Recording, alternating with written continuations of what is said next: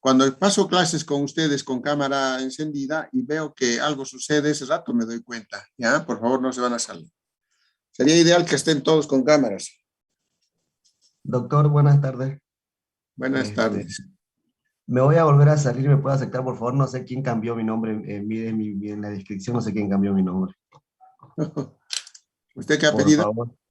Mamá Niliano, doctor, no sé quién habrá cambiado el nombre. Recién me estoy fijando. Ya, ya, Y salga. entré con mi nombre. Ya. Pero ahí nomás puede cambiar sin salirse. No sé cómo se hace, doctor. A ver, vaya a la parte derecha, si está con computadora es fácil, no sé, en celular no lo sé. Yo estoy en celular, doctor, no en Ya. computadora. Salga y vuelva a entrar, pues. Ya, doctor, gracias. Ahí hemos quedado. Entonces, vamos a hablar ahora de trastornos respiratorios. Hemos hablado de trastornos de la conciencia, de intoxicación, y ahora hablamos de un tercer componente que agrupa algunos dos cuadritos importantes que se conocen como trastornos respiratorios. Se está refiriendo a que también dentro de la emergencia, en la atención odontológica, la emergencia médica, pueden presentarse problemas a nivel de vías respiratorias.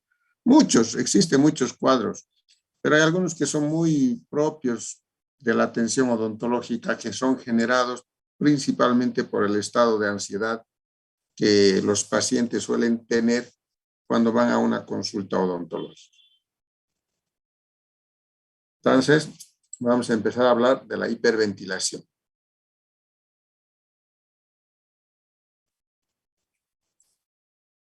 Es importante que vayan reconociendo estos cuadros para diferenciarlos entre sí y poder encarar un tratamiento adecuado. Porque muchas veces en el diagnóstico uno se equivoca y el tratamiento que imparte no siempre es el que corresponde y pues pierde mucho tiempo, no es pretender solucionar el problema. Hemos hablado, por ejemplo, del síncope vasovagal, que es uno de los más importantes que provocan trastornos de la conciencia, pero también por las mismas causas aparentemente pueden presentarse problemas respiratorios. Y dentro de ellos tenemos la hiperventilación. ¿Cómo definimos la hiperventilación? La palabra hiper significa mucho y ventilación está vinculado a la actividad respiratoria, a la capacidad de introducir aire y eliminar dióxido de carbono. Es que en este tipo de pacientes se presenta un aumento en el número de frecuencias respiratorias. Empiezan a respirar demasiado rápido y es como si estuvieran extremadamente agitados. Y ese estado, esa sensación o ese trastorno va a provocar alteraciones neurovegetativas en el paciente que pueden llevar hasta la pérdida de la conciencia. Y entonces uno ahí de pronto se ve una situación de estas y no sabe qué va a hacer. Siempre hay que tratar de diagnosticar y vamos a ir desarrollando el cuadro, ¿ya? Definimos como un aumento de la cantidad del aire inspirado, o sea, el número de respiraciones, provocando una disminución en la concentración del dióxido de carbono en la sangre arterial. Eso quiere decir que el aumento de aire inspirado hace que nosotros introduzcamos mayor cantidad de oxígeno y eliminemos poca cantidad de dióxido de carbono. Por lo tanto, el dióxido de carbono va a estar aumentado a nivel de la sangre. Entonces, eso es lo que se conoce como alcalosis respiratoria. Es decir, a nivel de los pulmones hay mucho oxígeno y poco dióxido de carbono para eliminar. Y a nivel de la sangre existe gran cantidad de dióxido de carbono. O sea, hay disminución, mejor dicho, de la concentración de dióxido de carbono en sangre. No es porque el dióxido de carbono haya estado eliminándose en cantidad, sino es porque aumenta la concentración de oxígeno. O sea, este paciente está teniendo mucho oxígeno porque está ventilando muy rápido, muy seguido. Está introduciendo mucho aire de una manera muy continua. Son los típicos pacientes que se encuentran agitados, asustados.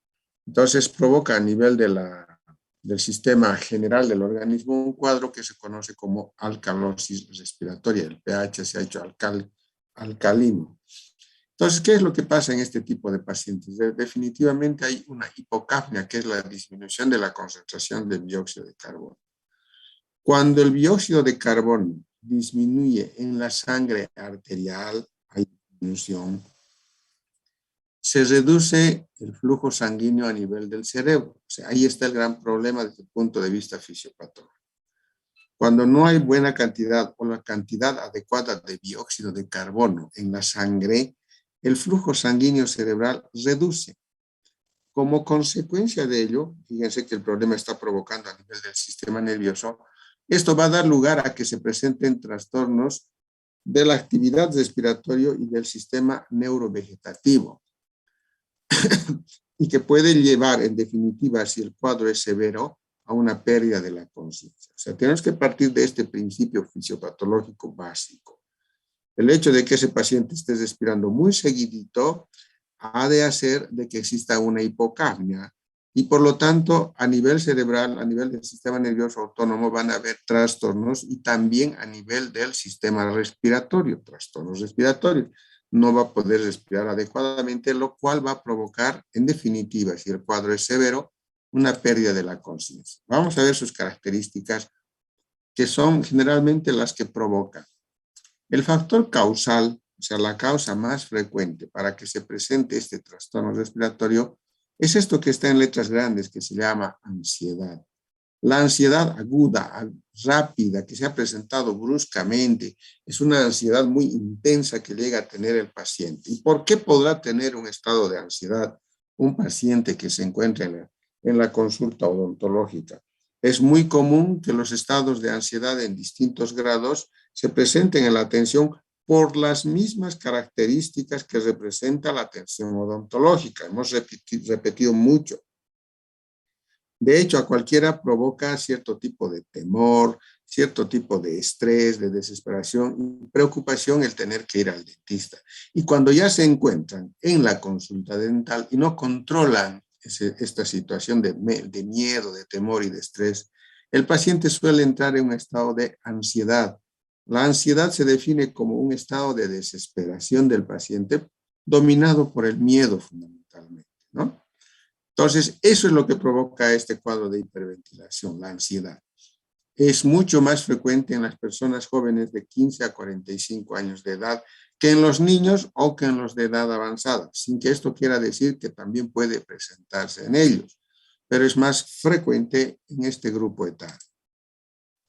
Como les decía, raro en los niños. ¿Cuáles son los síntomas o los signos que nos van a permitir a identificar un cuadro de hiperventilación para diferenciar de los otros trastornos que hemos estudiado?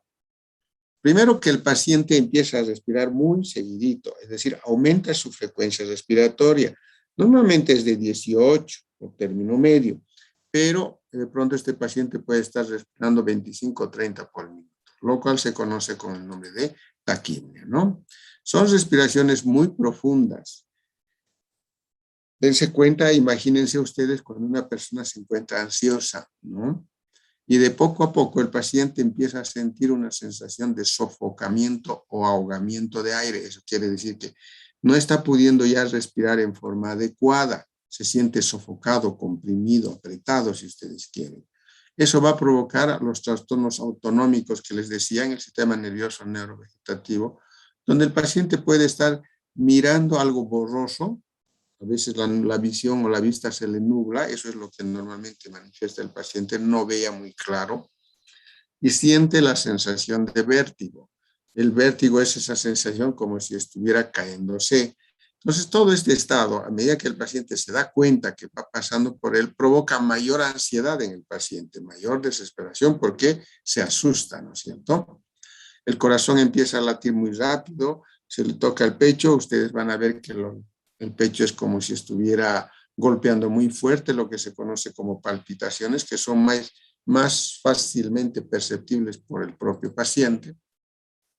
La boca se le seca y de pronto el paciente empieza a tocarse el abdomen, a nivel de la parte anterior del abdomen, y siente como si fuera sensación de hambre o un dolor abdominal que sienten lo que llaman la boca del estómago. Esos son algunos rasgos característicos de un paciente que está entrando en hiperventilación. Pero a medida que el cuadro va avanzando, porque esto va poco a poco haciéndose más intenso, existe un problema característico en las extremidades, tanto de las manos como de los pies. resulta que empiezan a sentir una sensación de hormigueo. Es como si estuvieran hormigas caminando en la palma de las manos y el paciente empieza a mover los dedos entre sí, a entrecruzar, a raspar como si estuviera rascándose. Lo mismo siente a nivel de los labios. Esta sensación de hormigueo de las extremidades y de los labios es muy característico, que ya nos está ayudando mucho a diferenciar de un síncope, por ejemplo. En el síncope también pueden existir muchos de estos síntomas, pero hay que ir diferenciándolos a medida que van pasando los síntomas en este tipo de paciente, ¿no? Y definitivamente, cuando un paciente está hiperventilando, ya se encuentra en un grado mucho más avanzado, empieza a sentirse muy mal el paciente. No es que ha perdido la conciencia todavía, de pronto empieza a tener cierto tipo de contracturas musculares a todo nivel. Estas contracciones musculares se conocen como contracciones tónicas.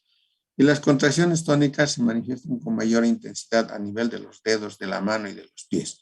En los pies no podemos ver porque está con calzados, ¿no es cierto? Pero en las manos vamos a poder observar que los dedos empiezan a entrecruzar entre sí, los torna bastante rígidos, bastante duros por contracción tónica. Y da la impresión de que se estuviera torciendo las manos, ¿no? Ustedes le agarran la mano, le estiran los dedos, le frotan, le sueltan y nuevamente los dedos empiezan a entrecruzarse y a ponerse bastante duros. Le miran la cara y en ese paciente de pronto ven que los ojos parecería que estarían tornándose blanquecinos porque la contractura de los músculos del globo ocular también se manifiesta como contracciones tónicas. Y uno pensaría que este paciente se está muriendo ese rato, ¿no? Es un paciente que ha estado hiperventilando y ya está teniendo trastornos del sistema nervioso autónomo. Y al final de cuentas puede terminar con una alteración de la conciencia, es decir, perder la conciencia, ¿no es cierto? O por lo menos ya no llegar a responder adecuadamente, estar un tanto perdido en tiempo y en espacio, como normalmente llamamos, ¿no es cierto? Pocas veces va a llegar a entrar a un síncope completo, pocas veces. Pero ese estado de ansiedad y de desesperación con los problemas que provoca a nivel respiratorio y del sistema nervioso autónomo preocupa al odontólogo. El odontólogo empieza a sentirse desesperado porque no sabe qué le está pasando. Parecería que le estuviera por dar un ataque tipo epiléptico, pero no son tónico-clónicas, son contracciones tónicas. Hay rigidez, particularmente en las extremidades de la mano, en este caso de las extremidades superiores, la que les decía, se tornan duros. A nivel de las extremidades inferiores, los pone rectos, simplemente sus muslos y sus piernas, pero en la parte de los dedos es donde se van a dar cuenta ustedes. Entonces, esos son los síntomas que caracterizan principalmente a este tipo de pacientes que han entrado en estado de hiperventilación porque se han asustado. Definitivamente pueden haber entrado en una ansiedad muy aguda cuando miran una jeringa, sienten el sabor a la sangre o definitivamente tienen miedo al odontólogo. Se sientan en el sillón y pues definitivamente cuando están empezando a atender en estos pacientes ya están agitados, respirando muy rapidito y por lo tanto pueden terminar en un cuadro de hiperventilación aguda. Entonces hay que tratar en lo posible de prevenir esta situación haciendo una buena anamnesis en los pacientes. Ahora, si se presentase la hiperventilación con la posibilidad de trastornos de la respiratorios y de la conciencia bien manifiestos, pues tendremos que ver qué atención dar inmediatamente para recuperar al paciente. Pero, como decíamos al final, pocas veces entran en síncope, pocas veces pierden la conciencia. Lo que vulgarmente dice la gente, no llega a desmayarse por completo, aunque no es lo correcto decir desmayarse, ¿no? No llegan a desmayarse, pero es un estado de desesperación, que a veces se va acompañando inclusive de llanto cuando el paciente está empezando a recuperar. Pero lo importante es que no pase eso dentro del consultorio porque les ponen aprietos a los odontólogos, ¿no? Si este paciente tuviera un problema sistémico, una enfermedad de base, una enfermedad cardiovascular, imagínense las complicaciones que podrían darse. Lo importante es prevenir. Primero, traten siempre durante la anamnesis de reconocer el estado de ansiedad que el paciente está teniendo en ese momento. A veces durante la primera consulta uno ya puede darse cuenta si ese paciente es un paciente tranquilo o ya está ansioso, ¿no? Algunos se empiezan a preguntar demasiado, empiezan a mirar a un lado, a otro lado, miran todo lo que estamos haciendo, cómo es nuestro ambiente, nuestras vitrinas, está mirando qué instrumental existe y de pronto es un paciente que se encuentra en estado de ansiedad. Primero reconozcan esa situación. Si lo han reconocido que ese paciente tiene una tendencia a ella, por supuesto que van a tomar acciones importantes para que no entre en hiperventilación. ¿Cómo han de ser? ¿En qué van a consistir esas acciones? En hacer una buena psicoterapia. La psicoterapia de persuasión, de sugestión, en otras palabras, tranquilizar al paciente durante la anamnesis o antes del procedimiento operatorio mismo, ¿no es cierto? Si es necesario posponer la intervención o la atención odontológica 24 o 48 horas, es muy bueno. Y mientras tanto, hacer una premedicación ansiolítica. Ustedes ya saben cómo podemos administrar estos medicamentos, de tal manera que podemos tenerlo después a un paciente mucho más tranquilo y colaborador. Fíjense, la prevención es tan sencillo que con 3 aspectos nosotros controlamos. Pero si nosotros pasamos de largo estos elementos, de pronto le decimos al paciente, pase, tome asiento, ni le estamos viendo la cara, ni estamos viendo los gestos que está haciendo, ni estamos viendo que sus ojos se están abriendo grande porque está asustado. Nos está importando el paciente y de pronto más estamos pensando en hacer el tratamiento para cobrar o para tener una ficha, podemos encontrarnos con este problema, ¿no es cierto? Entonces, analicen muy bien. Ustedes saben que el proceso de la anamnesis, el interrogatorio, es una fase tan importante para determinar el tipo de paciente con el que están trabajando. De esa manera podrían prevenir este problema de una emergencia médica. En el caso de que se presentase la emergencia, es decir, que el paciente entrara al cuadro de hiperventilación, inmediatamente, ¿qué vamos a hacer? Hemos dicho, ¿qué es lo que sucede desde el punto de vista fisiopatológico? ¿Qué es lo que le está faltando a ese paciente? La deficiente cantidad de dióxido de carbono en sangre está provocando a nivel del cerebro, a nivel del sistema nervioso, dificultades o una mala irrigación cerebral. Por lo tanto, ¿qué es lo que le está faltando a este paciente? ¿Qué es lo que habría que reponerle? A ver, acuérdense, cuando hemos hablado del síncope, hemos dicho que en ellos baja la presión y llega poca cantidad de oxígeno. En este caso, el estado de ansiedad que provoca la hiperventilación hace que se disminuya la cantidad de dióxido de carbono. Ese dióxido de carbono, la falta de ese dióxido de carbono es lo que está provocando este problema. Entonces, ¿qué hay que hacer? Hay que administrar, ¿no es cierto?, el dióxido de carbono, pero antes hay que hacer el diagnóstico diferencial. Una crisis de asma es fácil porque durante la anamnesis el paciente ya nos refiere que puede tener esto. Es un paciente que tiene enfermedad de base, ¿no es cierto? Habrá que diferenciar con la angina de pecho, porque hemos dicho que este paciente tiene opresión, se siente como apretado, él se toca el pecho, se toca el abdomen. Podríamos pensar también en ello. O definitivamente con síncope, particularmente cuando ya pierde la conciencia. Entonces, hecho el diagnóstico diferencial, ¿qué hay que hacer cuando el paciente está entrando en una hiperventilación o ya está francamente con ella? Suspender toda atención, siempre ha de ser la base. Colocar al paciente en una posición cómoda, donde él se siente mejor, de repente bien echado o relativamente sentado, una de las dos donde el paciente se encuentre mucho más cómodo. Fíjense, todo está orientado a este elemento, conversar para tranquilizar. Durante todo el tiempo del paciente que está atravesando ya un cuadro de hiperventilación, conversen, hablen con el paciente, háganle sentir que se encuentran acompañándolo, que no está solo, que no lo van a abandonar. Eso es muy importante. Poco a poco ese paciente va a empezar a tranquilizarse. Eso va a ayudar muchísimo dentro del tratamiento. Obviamente que la terapia más rápida y eficaz ha de ser que el paciente reciba dióxido de carbono. ¿Cómo le vamos a administrar el dióxido de carbono? Hacer que inspire su propio aire. Generalmente unas 10 respiraciones cada minuto. Es decir, ¿cómo vamos a lograr que el paciente reciba dióxido de carbono? Es muy sencillo. Hay varias formas de poder hacer que el paciente vuelva a inspirar su propio aire que ha expirado. Es decir, el aire que bota, ustedes saben que es con dióxido de carbono. Pues ese mismo aire hay que recolectar, si vale el término, y hacer que vuelva a inspirar. Pero ¿cómo lo vamos a recolectar? ¿Cómo lo vamos a hacer que su mismo aire vuelva a respirar? Porque así va a volver a aumentar los niveles de dióxido de carbono hasta nivelarse con el oxígeno y de esa manera el problema va a ir pasando. Hay distintas formas de lograr esto, ¿no es cierto? En caso de que el cuadro de hiperventilación esté provocando ya trastornos mucho más intensos en el paciente, con un estado de desesperación, con un estado inclusive a veces de agresividad en el paciente, pues otra forma de poderlo tranquilizar es administrándole Valium. El Valium es un tranquilizante mayor. Hay que administrar 10 miligramos vía endovenosa o vía oral. Si es endovenosa, el efecto ha de ser inmediato. Rápidamente el placenta ha de aparecer planchado. ¿Qué hemos hecho? Lo hemos hecho dormir. Si es vía oral, hay que esperar a que haga efecto unos cuantos minutos para que el paciente llegue. La idea es esa, porque al dormir se va a estabilizar su actividad respiratoria y va a empezar a respirar mejor y por lo tanto va a eliminar el problema que estaba causando los trastornos autonómicos que hemos descrito.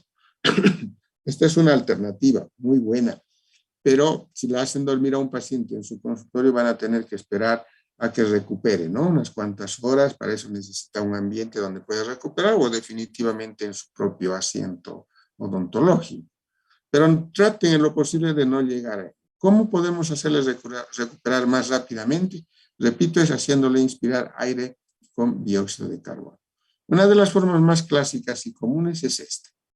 Hacer que el propio paciente, porque no ha perdido la conciencia, pueda colocarse una bolsa de plástico o de papel que cubra completamente las fosas nasales y la boca.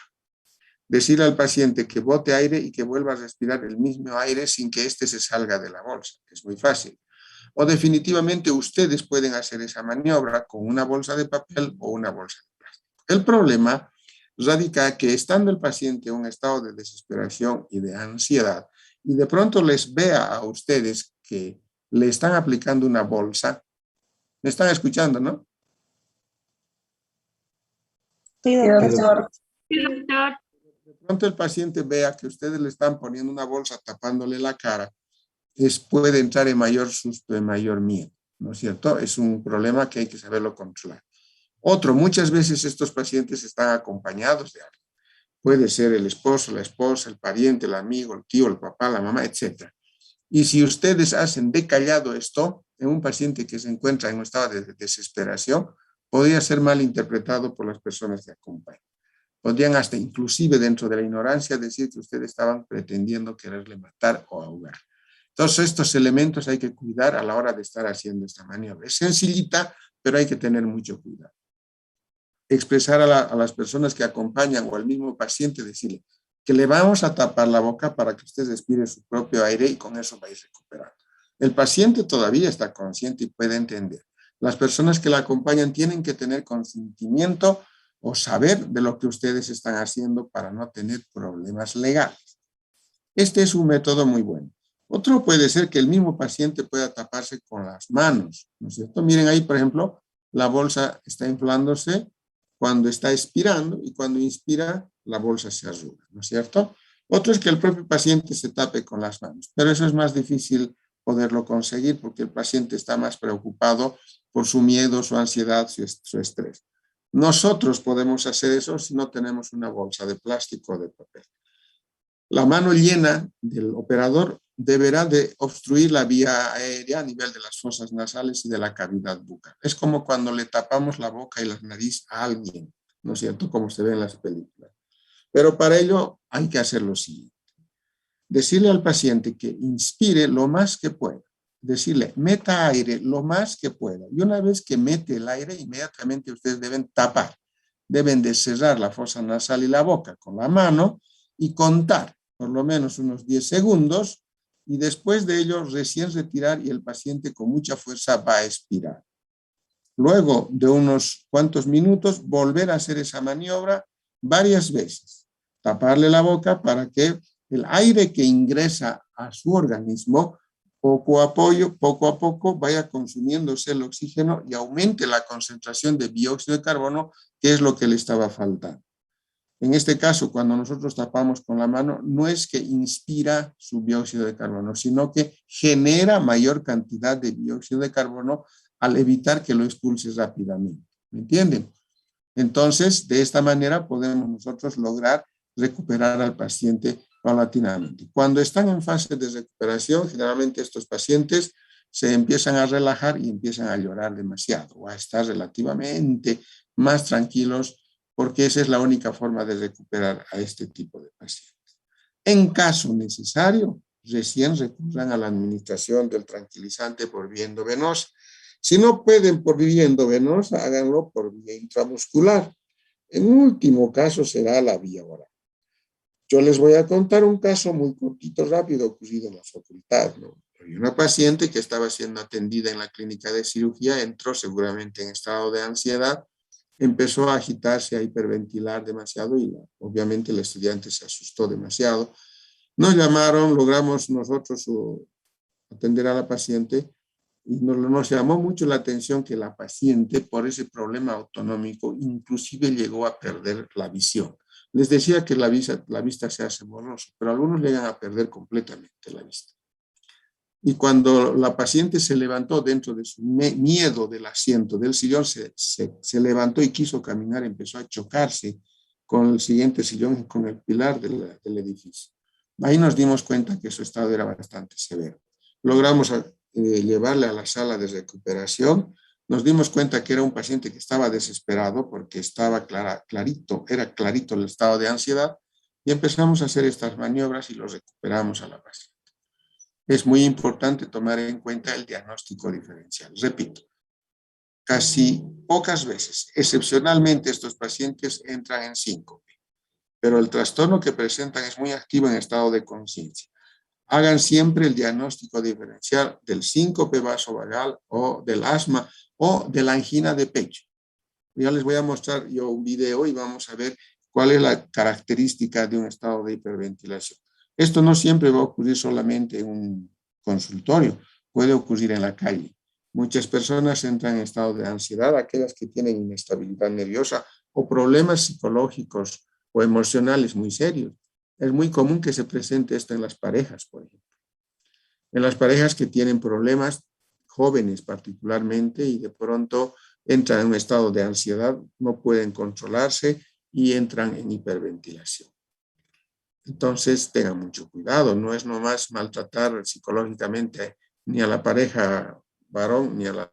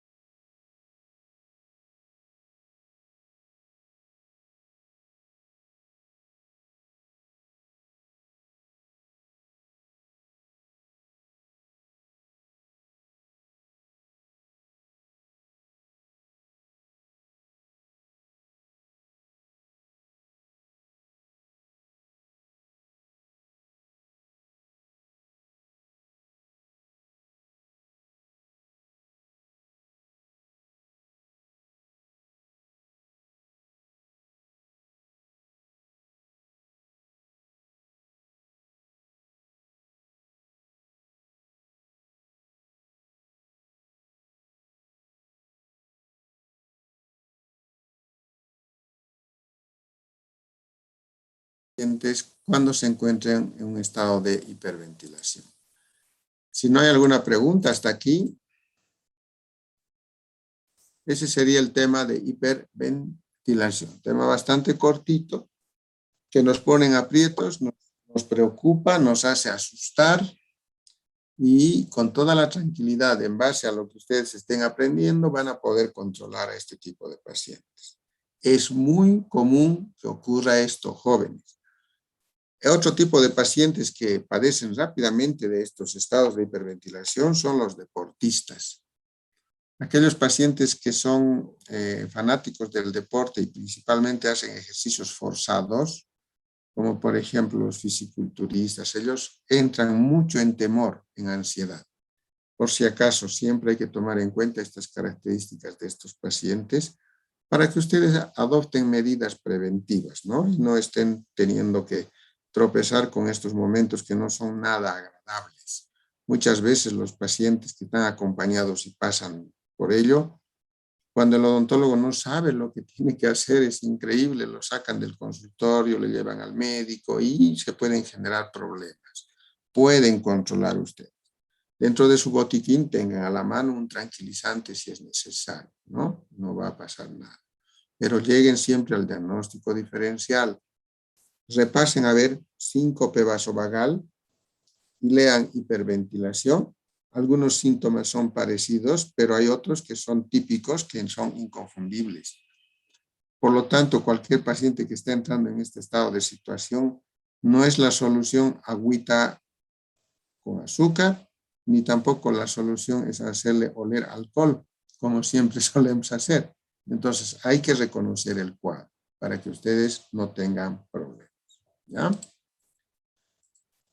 Bien, otra situación muy preocupante, esta sí que es muy preocupante porque yo diría que es mucho más riesgoso que el anterior, que es que un paciente esté atravesando un shock alérgico dentro de su consultorio, un shock anafiláctico.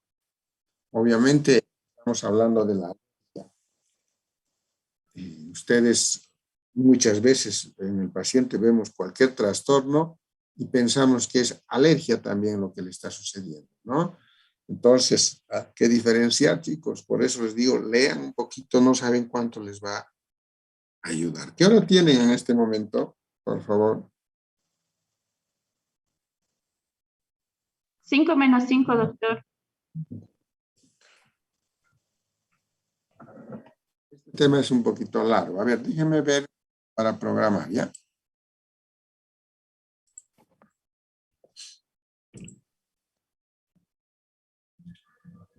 Mírame.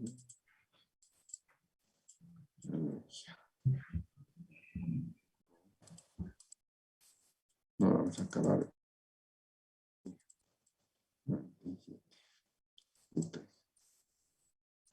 Luego tenemos hemorragia.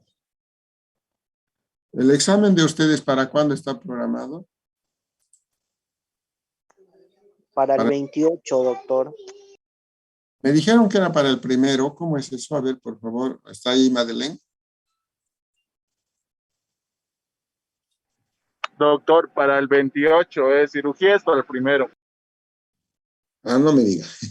¿Qué fecha es ahora? 18 de octubre, doctor. 18, doctor.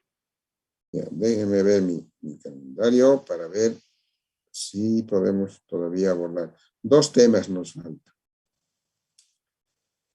Y no quisiera alergia darles la mitad, porque eso no es bueno. A ver, hoy día es lunes 18. El lunes 25, una clase. Necesitamos 2 clases.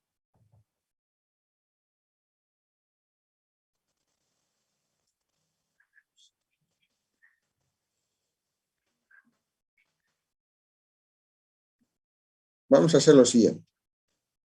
Pasamos clases el lunes 25 y el martes 26. El día miércoles y jueves les voy a, voy a dar libre no vamos a hacer práctica la siguiente semana para que preparen ¿El jueves 28 es su examen? Sí, doctor.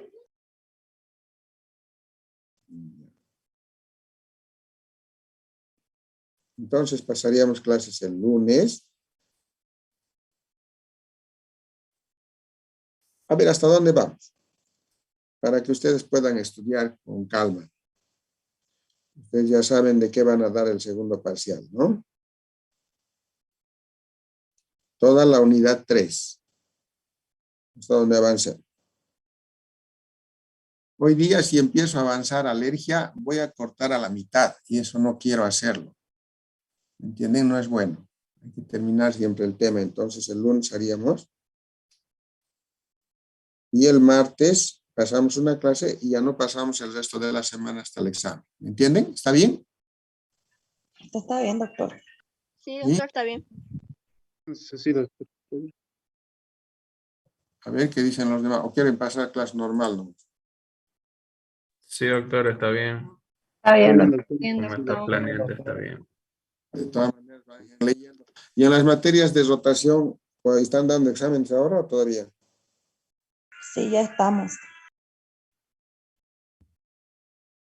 ¿Qué parciales? ¿Primero o segundo? Primero, doctor, el jueves damos de ortodoncia. El jueves. Y el otro, ya hayan dado el otro. Sí, ya dimos.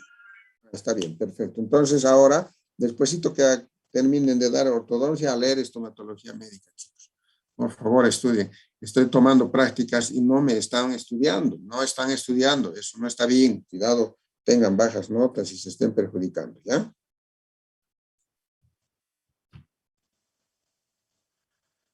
¿Me escucharon? ¿O Sí, no me doctor. escucharon? Sí, doctor. Sí, doctor. Sí, doctor. Listo. Entonces, por hoy quedaremos ahí, chicos, ¿ya? Nos vemos esta semana en prácticas normal y el lunes más, en teoría, ¿ya? Ya, hasta luego, doctor. Está bien, doctor. Gracias, doctor. Hasta luego. Hasta luego, doctor. Adiós. Hasta luego, doctor. Hasta luego. Hasta luego. Hasta luego, doctor.